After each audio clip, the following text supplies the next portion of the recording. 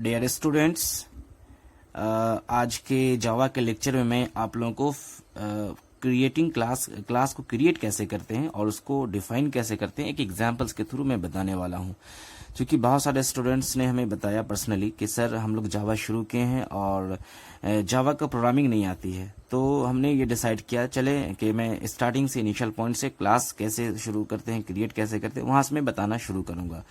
तो आप लोगों को भी अगर किसी टॉपिक में जावा में या किसी और सब्जेक्ट में अगर डाउट हो तो जरूर हमें बताएं, ताकि हम उससे रिलेटेड वीडियो बना के आपको आपके सामने इजी वे में आपको दें और आप उसको इम्प्लीमेंट करें। देखिए, अगर आप जावा में आगे बढ़ना चाहते हैं, हमें मालूम है कुछ स्टूडेंट जो है पाइथन सीख रहे हैं और कुछ जावा भी सीख रहे हैं अपने इस लॉकडाउन पीरियड में, लेकिन ये बात मालूम होनी चाहिए कि अगर आप कोई भी चीज सीख रहे हैं, चाहे पाइथन हो या जावा हो, तो उसकी बेसिक पॉइंट से सीखें। जब तक आप बेसिक पॉइंट्स को नहीं सीखेंगे, आपका फंडामेंटल स्ट्रांग नहीं होगा, तो फिर आगे आप कितने भी बढ़ जाएं आप आगे, तो वो चीज आप अचीव नहीं कर सकते हैं जो आप इनिशियल पॉइंट से, स्टार्टिंग पॉइंट से ही उसको लेके चलेंगे। ठीक है, कल होके अगर आप कोई ट्रेनर बनते हैं, डेवलपर बनते हैं, तो ये बेसिक चीज बहुत काम आएंगी और बेसिक से ही आप जो इसके हाई लेवल तक जा सकते हैं। तो ये जो है बेसिकली वीडियो उन लोगों के लिए है जो जावा में अभी कुछ भी नहीं जानते, स्टार्टिंग कर रहे हैं प्रोग्रामिंग सीखने के लिए, और अगर जो जान भी रहे हैं तो वो भी वीडियो देख लें, उन्हें भी कुछ न कुछ मालूम हो जाएगा। तो आज का मेरा टॉपिक है how to create and define a class. सबसे पहले जो ऑब्जेक्ट ओरिएंटेड प्रोग्रामिंग के जो कंसेप्ट्स है, उसमें सबसे पहले जो आती है वो क्लास है, ऑब्जेक्ट्स है और दूसरी चीजें हैं। तो क्लास बेसिकली होता है क्या है, क्लास को हम अगर सिंपल वे में समझना चाहें तो क्लास है it is a combination of similar types of objects, पहला डेफिनेशन। दूसरा क्या हुआ कि class contains methods and data members. तीसरा डेफिनेशन क्या हुआ, class combines methods and data members together.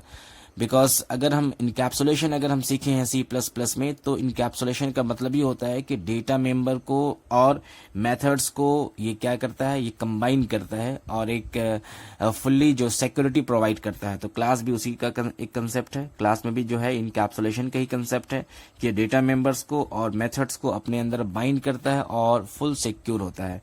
तो चूंकि जावा में सारी चीजें जो है वो क्लास के अंदर होती हैं, तो हमें अपने प्रोग्राम में एक से ज्यादा क्लास भी बनाने की जरूरत पड़ती है, और अगर कभी सिंपल प्रोग्राम है तो एक क्लास में भी हो जाएगा, लेकिन जैसे जैसे हम आगे बढ़ेंगे तो क्लासेस वैसे वैसे आगे बढ़ेंगे। ठीक है, तो आज का मेरा लेक्चर जो बहुत बेसिक है, एग्जाम्पल है, इसमें हमने एक क्लास या 2 क्लास ही लिया है, उसको मैं एग्जाम्पल में आपको दिखाता हूँ। चले, ये एग्जाम्पल आपके स्क्रीन में है, आप फर्स्ट कॉलम को देखें। सबसे पहले हम लोगों ने क्या किया, यहाँ पे देखिए, यहाँ क्लास, एक हमने क्लास जो कीवर्ड है, क्लास के बाद हमने एक सम लिखा, क्योंकि सम क्या है, क्लास का नेम है और क्लास को हमें लिखना है, ये कीवर्ड है। तो जैसे क्लास लिखेंगे और यहाँ सम लिखेंगे तो क्लास क्रिएट हो गया। ठीक है, अब इस क्लास में मैंने बताया इसमें डेटा मेंबर्स होते हैं और क्या होते हैं, मेथड्स होते हैं। तो यहाँ पे इस क्लास में हमारे पास 2 मेथड्स है, एक गेट नाम का मेथड है और दूसरा ऐड नाम का मेथड है।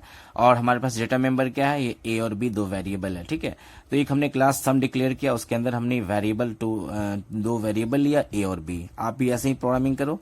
अगर आप जावा में अभी स्टार्ट करना चाहते हो प्रोग्रामिंग करना, तो इसी प्रोग्रामिंग को पहले आप टाइप करो, इसको रन करो। ये जब रन कर जाएगा तो फिर आप धीरे धीरे और इससे ज्यादा प्रोग्रामिंग करोगे। ठीक है, उसके बाद हमने एक वर्ड गेट मेथड नाम से लिया, इसमें हमने 2 आर्गुमेंट्स डाला, एक दोनों इंटीजर टाइप है, एक्स और वाई। क्योंकि उधर से जो वैल्यू पास होगा वो एक्स और वाई में कैच होगा, और एक्स का वैल्यू किस में चला गया, ए में चला गया, और वाई का वैल्यू किस में चला गया, बी में चला गया। तो ये हमारा एक मेथड कंप्लीट हो गया। ये मेथड डिजाइन किए हैं ताकि वो वैल्यू जो है जब हम पास करें मेन क्लास के मेन क्लास वाले सेक्शन से, तो वहां वैल्यू यहाँ पे जो है ये एक्सेस करे, इसको कैच करे और फिर इसको असाइन कर दे। ठीक है, तो ये मेथड क्लियर हो गया। दूसरा मेथड क्या है, हम उसको कैलकुलेशन के लिए हम एक मेथड बनाए हैं इंट ऐड के नाम से। अब देखिए, यहाँ पे हमने वर्ड लिया, यहाँ पे इंट। तो ये आपने C++ में पढ़ा कि अगर वर्ड होगा तो कोई रिटर्न नहीं करेगा, और अगर इंट फ्लोट और क्या रहेगा तो वो क्या करेगा, रिटर्न करेगा। तो इस मेथड्स को देख के ये समझ में आया कि ये वैल्यू जो है रिटर्न करेगा। तो ऐड नाम से हमने एक मेथड बनाया और अंदर में हमने एक वेरिएबल लिया एस नाम से। एस में क्या है, ए और बी दोनों का जो वैल्यू को ऐड करके हमने किस में डाला, एस में डाल दिया, और फिर उस वैल्यू को हमने रिटर्न कर दिया एस में। तो ये कंप्लीट क्लास हो गया। आप देखिए क्लास कैसे बनाया मैंने। इसमें स्टार्टिंग हमने क्लास सम नाम से एक क्लास बनाया, उसके अंदर 2 मेथड्स और 2 वेरिएबल्स, इसके अलावा कुछ और वेरिएबल्स हमने लिया मेथड के अंदर। तो इस चीज को आपको देखना है, एक क्लास क्रिएट होगी, लेकिन ये प्रोग्राम कंप्लीट नहीं हुआ। प्रोग्राम कंप्लीट करने के लिए आपको एक और क्लास क्रिएट करना पड़ेगा जहां पे आपका मेन फंक्शन होगा। ठीक है, तो बढ़ते बढ़ते हैं दूसरे कॉलम की तरफ। यहाँ पे हमने क्लास का नाम क्या दिया, क्लास का नाम हमने दिया फाइंड सम। आप इस नाम को कोई भी नाम दे सकते हैं क्योंकि ये यूजर डिफाइंड नेम है।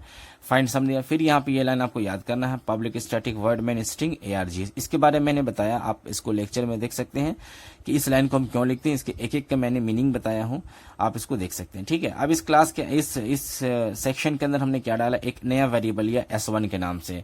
चूंकि इस वन में हमको, चूंकि यहाँ पे हमने क्या लिखा था, इंट ऐड, यहाँ से वैल्यू रिटर्न करेगा तो S1 उसको क्या करेगा, कैच करेगा। ठीक है, अब यहाँ पे नया लाइन देखिए आप, सम OBJ इक्वल टू न्यू सम। ये क्या है, ये जो है सम क्लास है, ये OBJ ऑब्जेक्ट है, और ये न्यू कीवर्ड फिर सम है। ये लाइन जो है ये ऑब्जेक्ट क्रिएट करता है। ये लाइन क्या करता है, ऑब्जेक्ट क्रिएट होता है। ठीक है, क्योंकि हमें ऑब्जेक्ट क्रिएट करना होगा उस क्लास का, जब तक ऑब्जेक्ट क्रिएट नहीं करेंगे उस क्लास के मेथड्स को या मेंबर्स को हम एक्सेस नहीं कर सकते। क्योंकि हमें सम क्लास हमने यहाँ डिफाइन किया है, इसके सारे मेथड्स को एक्सेस करने, वेरिएबल्स को एक्सेस करना है, तो उसके लिए हमें क्या बनाना पड़ेगा, ऑब्जेक्ट बनाना पड़ेगा। तो हमने क्या बनाया, ऑब्जेक्ट। अब इस ऑब्जेक्ट को डॉट ऑपरेटर के थ्रू गेट मेथड को हम एक्सेस कर रहे हैं। देखिए OBJ डॉट गेट, गेट हमारा कहाँ, यहाँ पे गेट हमारा। ठीक है, उसके बाद गेट में हमने दो आर्गुमेंट्स, हमने कितने आर्गुमेंट पास किया, यहाँ पे 20 और 30। तो दो आर्गुमेंट यहां से किया, दो आर्गुमेंट यहां पहुंचा, एक्स में और वाई में। बाकी इसका जो मैंने काम समझाया वैसे काम करेगा। उसके बाद फिर वहां से वो रिटर्न आएगा। फिर यहाँ पे देखा मैंने क्या लिखा, S1 equal to OBJ dot add, यानी अब यहां से इस ऑब्जेक्ट के थ्रू हम इस एड फंक्शन को कॉल कर रहे हैं। तो एड फंक्शन यहां गया। अब एड फंक्शन के अंदर एक वैल्यू कीवर्ड लिखा हुआ रिटर्न, जो वैल्यू S में आ रहा है हमारा सम, वो रिटर्न क्या कर, S।